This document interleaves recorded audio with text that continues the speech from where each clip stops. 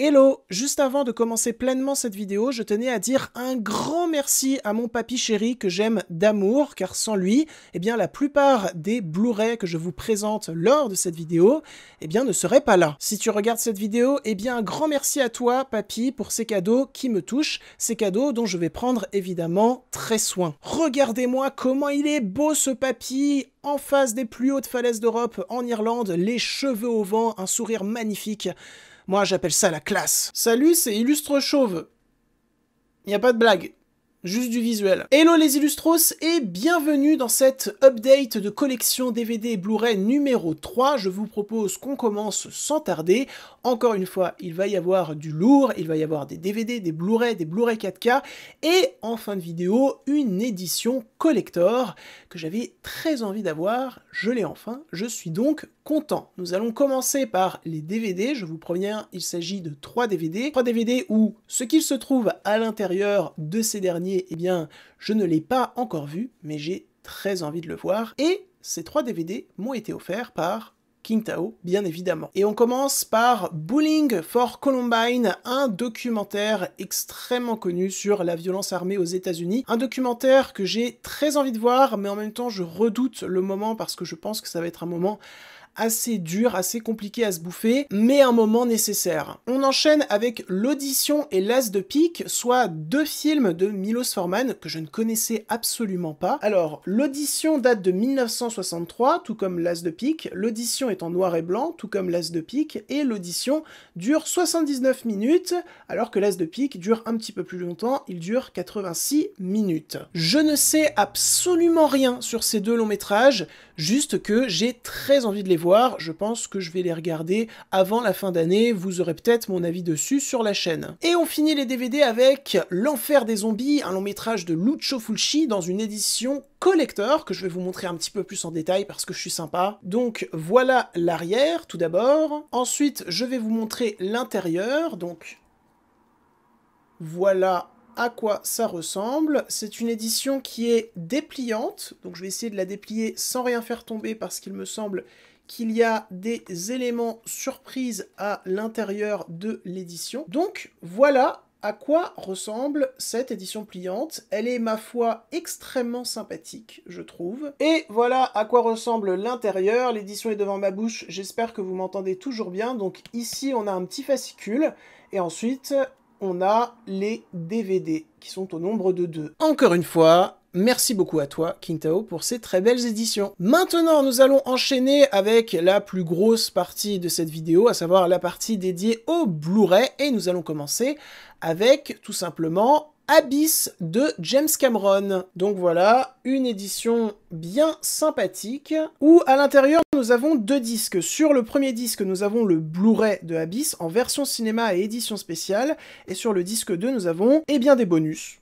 Voilà, j'ai cru qu'il y avait plus que des bonus, mais non, il y a seulement des bonus, et c'est déjà pas mal. Et dans ces bonus, nous avons Plongé en eau profonde, en tête-à-tête avec James Cameron, l'héritage d'Abyss, et Sous pression, le making-of d'Abyss Archive. Et donc, nous avons la version cinéma du long métrage qui dure 2h20 et la version longue qui dure 2h50, et il me semble que je n'ai vu que la version cinéma qui dure 2h20, et c'est un long métrage que j'ai absolument adoré de bout en bout. Déjà pour sa plastique qui est absolument fascinante de A à Z, mais également pour son traitement de l'inconnu, du lointain, qui est pourtant si proche de nous en termes de ce que ça véhicule. Non, vraiment, Abyss, si vous ne l'avez pas encore vu, ce qui est peut-être possible parce que j'ai l'impression, après il n'y a peut-être que moi qui ai cette impression-là, mais j'ai l'impression que Abyss est un long métrage connu de James Cameron, mais pas le long métrage le plus connu de James Cameron. Ensuite, on enchaîne avec La couleur des sentiments, un Blu-ray que j'ai trouvé dans une brocante à Versailles. Je l'ai pris parce que j'avais vu une grande partie du film durant un cours d'anglais au lycée. Je me souviens avoir plutôt apprécié le moment, et je me souviens surtout d'une scène avec un gâteau au chocolat très particulier. Voilà, pour ceux ou celles qui ont vu le film, vous comprendrez. Et on enchaîne avec Leurs enfants après eux, un long métrage que j'ai chroniqué sur cette chaîne YouTube, qui me passionne dans son acting, dans sa mise en scène, dans son propos, dans toute sa thématique de la poésie qu'on réfute.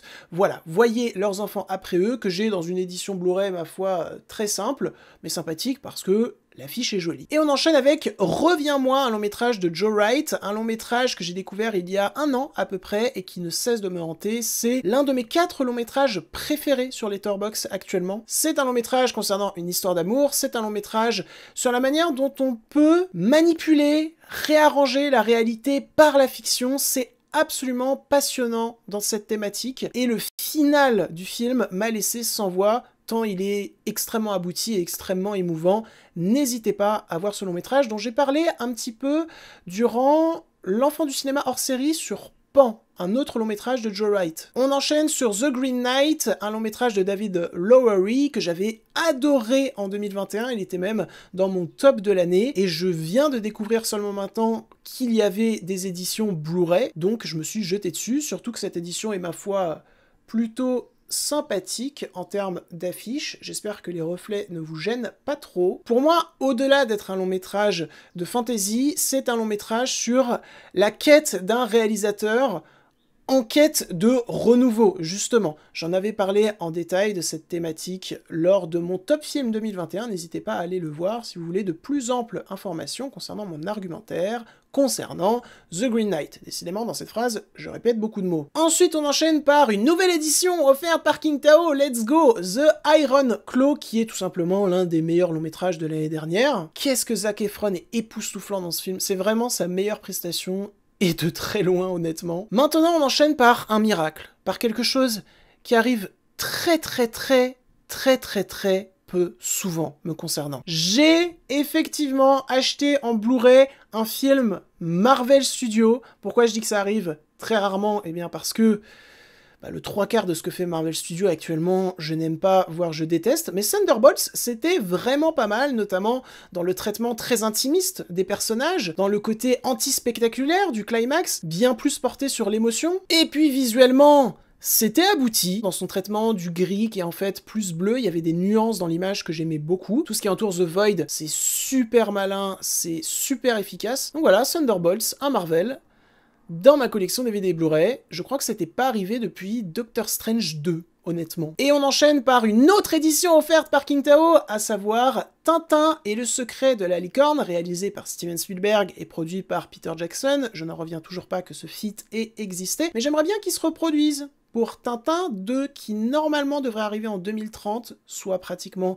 20 ans après le premier opus qui est d'une générosité folle dans son aventure, dans sa mise en scène. Spielberg a véritablement tout compris pour adapter Tintin.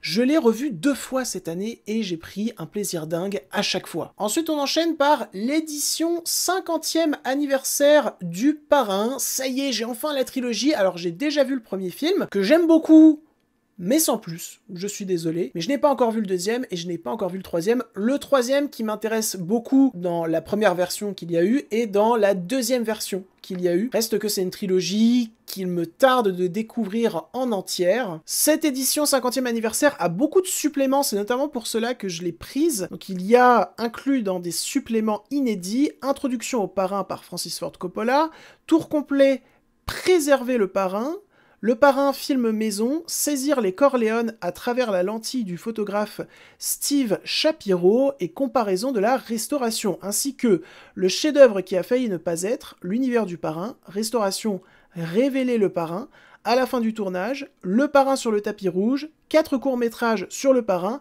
arbre généalogique de la famille Corleone, organisation du crime, l'album photo du mariage de Connie et Carlo, générique 2008 et dans les coulisses. Voilà. Cette édition coûtait pas cher, je suis tout de suite sauté dessus. Ensuite, on enchaîne par 2 Blu-ray offerts par King Tao, 2 Blu-ray qui sont complémentaires, puisqu'il s'agit des collections courts-métrages de Pixar, volume 1, ah non, ça c'est le volume 2, volume 1 et volume 2. Voilà, je les ai déjà tous vus, je les aime beaucoup pour ma part, ils sont également disponibles sur Disney+, il me semble, mais j'avoue que je suis content de les avoir en Blu-ray. J'ai l'impression que c'est des éditions Blu-ray assez rares, donc je me sens un peu chanceux, quoi. Et on fait un coucou à mon ami Cinéchaud qui a entamé un gros projet sur sa chaîne YouTube où il va revenir durant 1 an, je crois, sur tous les longs métrages d'animation Disney, tous les longs métrages d'animation Pixar. Grosse force à toi, Cinéchaud. Je suis sûr que ça va être incroyable, parce que tu es incroyable. Je t'aime. Ouah, je vais trop loin. Je vais vraiment trop loin. Maintenant, mes chers Illustros, on va passer à la deuxième partie, ou plutôt la troisième partie. C'est génial, je ne sais pas compter. La troisième partie centrée sur les Blu-ray 4K, qui sont au nombre de 4. Ça tombe bien. Je n'ai pas fait exprès. J'aurais pu. Et on va commencer par une édition 4K d'un long métrage que j'ai découvert il y a très peu de temps, soit il y a moins d'une semaine, à savoir le Dracula de Francis Ford Coppola, donc Bram Stoker Dracula. Donc voilà un petit peu plus en détail cette édition 4K qui est bien sympathique. Il me semble que j'avais cette affiche un jour dans ma chambre. Lauréat de 3 Oscars en 1992, meilleur costume, meilleur maquillage, meilleur montage son, et c'est un crime qu'il n'ait pas eu meilleure photographie. Parce que la photographie de ce film est l'une des plus belles que j'ai vues. J'ai une passion pour ce long métrage, pour beaucoup plus son aspect technique que son aspect narratif. Même si son aspect narratif est très bien tenu. Mais j'aime tous les débordements kitsch de Francis Ford Coppola, que ça soit dans Megalopolis, ou dans Dracula, ou dans Coup de cœur. Je suis absolument fan de son ton très personnel sur le kitsch. Quand j'ai vu Dracula avec ma maman, qui a bien aimé d'ailleurs, j'ai vraiment eu cette sensation de voir un long métrage réalisé par un gosse qui découvrait tout ce qu'on pouvait faire avec les artifices cinématographiques. Et donc j'y ai trouvé une sincérité vraiment touchante et extrêmement plaisante dans sa générosité. Qu'est-ce que c'est généreux, Dracula de Francis Ford Coppola. Si vous ne l'avez pas vu, il me semble qu'il est disponible sur Netflix. Vraiment, jetez-vous dessus parce que vous allez vous prendre une baffe en termes de technique absolument hallucinante. Je suis désolé, elle est absolument hallucinante. Maintenant, on enchaîne avec 3 éditions 4K qui sont complémentaires, puisqu'il s'agit de Pirates des Caraïbes, la malédiction du Black Pearl, Pirates des Caraïbes et le secret du coffre maudit, qui est meilleur que Pirates des Caraïbes et la malédiction du Black Pearl, même si Pirates des Caraïbes et la malédiction du Black Pearl étaient déjà très bons, et Pirates des Caraïbes jusqu'au bout du monde, qui est meilleur que Pirates des Caraïbes et le secret du coffre maudit. C'est l'un des meilleurs blockbusters qu'on ait eu dans l'histoire du cinéma. Je ne rigole pas, je vous regarde droit dans les yeux en disant ça. Et je ne quitte pas votre regard. Bon, par contre, les éditions sont honnêtement assez dégueulasses, c'est-à-dire que, à part les affiches, qui sont les affiches de base, que j'aime bien, c'est-à-dire qu'il y a le titre en français, le titre en anglais, et dans le fond, il y a 2 résumés, dont un qui me semble être en allemand. Je ne comprends pas comment ont été réfléchies ces éditions, je ne comprends pas, ça me stresse, je n'aime pas du tout. Mais je voulais avoir ces longs métrages en 4K, et si vous vous demandez si je vais acheter Pirates des Caraïbes 4 et 5 en 4K, c'est mort. Ces films n'existent pas. Maintenant, on va enchaîner avec le clou de cette vidéo, avec une édition collector que j'avais très envie d'avoir, même si je n'ai pas encore vu le film, mais que j'ai très envie de le voir. Je voulais absolument cette édition parce qu'elle me vendait du rêve, et vous allez voir que je n'ai pas été déçu. Puisqu'il s'agit de l'édition collector de Ichi the Killer de Takashi Miike. Voilà, je vous montre également le dos qui est d'ailleurs détachable, mais j'ai pas envie de le détacher parce que si je le détache, y a rien en dessous. Et donc, que contient cette édition Prestige, qui est d'ailleurs limitée à 2000 exemplaires, il me semble? Le film en combo 4K Ultra HD plus Blu-ray. Nouvelle restauration 4K approuvée par Takashi Miike. Version originale sous-titrée français DTS HD Master Audio 5.1 et 2.1. Version française DTS HD Master Audio 5.1 et 2.1. Pour ce qui est des suppléments, nous avons un making-of de 30 minutes dans les coulisses des scènes cultes d'Ichi the Killer auprès des équipes techniques et artistiques. 4 entretiens, Takashi Miike 33 minutes, Alien Sun 15 minutes, Tanobu Asano 10 minutes et Shinya Tsukamoto 15 minutes. Miike et la Manga Generation 10 minutes, extrait d'un documentaire réalisé par Yves Montmayer en 2003 avec les témoignages de Takashi Miike, Shinya Tsukamoto et du réalisateur Alejandro Jodorowsky, rien que ça. Et de nombreux mémorabilia, programme japonais édité pour la sortie du film, 44 pages, reproduction du ticket de cinéma japonais, planche de 8 autocollants et affiches. Bien entendu, je vais vous montrer tout ça. Donc, tout d'abord, nous avons le ticket, qui est d'ailleurs détachable juste ici, mais j'avoue que j'ai pas envie de le détacher. Déjà parce que je n'ai pas vu le film au cinéma. Ça serait mentir. Et ce n'est pas bien de mentir, j'ai pas de fin à cette phrase, voilà. Donc voilà, je vous le montre un petit peu plus en détail. Il est très joli, ma foi, bien plus joli que les tickets français. Ensuite, nous avons des autocollants, ma foi, étonnants, étranges. Faut pas les autocoller n'importe où, quoi. Nous avons le livret dont je parlais tout à l'heure, notamment avec le cast profile, voilà. Bon, c'est entièrement en japonais, donc je vais avoir beaucoup de mal à le lire. On a également le staff profile, voilà, voilà. Et enfin, on a ce qui me semble être tout simplement le scénario. Voilà, je me demande quand même pourquoi ils ont pas fait un livret avec la traduction en français de tout ça. Parce que, je le répète, je sais pas lire le japonais. Et enfin, nous avons cette affiche qui finira sûrement dans mon décor si j'aime le film, parce que oui, je ne l'ai pas vu, donc ça se trouve je vais pas l'aimer, mais honnêtement j'en doute extrêmement fort, vu les informations et les retours que j'ai vus sur le long métrage, ça a l'air d'être un film qui me convient parfaitement. Et enfin, nous avons donc le Blu-ray 4K et le Blu-ray. Voilà, voilà. Une édition qui est donc extrêmement satisfaisante, je trouve, et qui m'a coûté moins de 40 €, donc il me semble qu'elle est toujours à ce prix-là.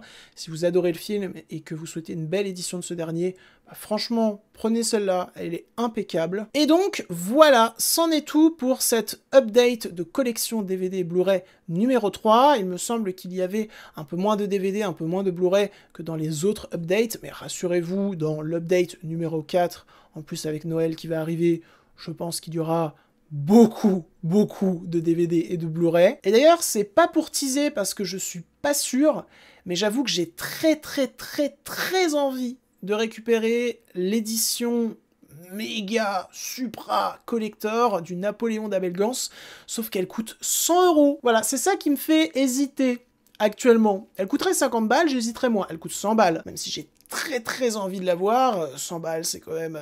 Mais après, je doute pas qu'elle soit absolument géniale, cette édition. D'ailleurs, j'ai un pote qui l'a et qui m'a dit qu'elle était absolument géniale, donc j'en doute pas. J'ai vu également qu'il y avait une superbe édition qui était sortie dernièrement sur Le Silence des Agneaux, qui est le film préféré de King Tao.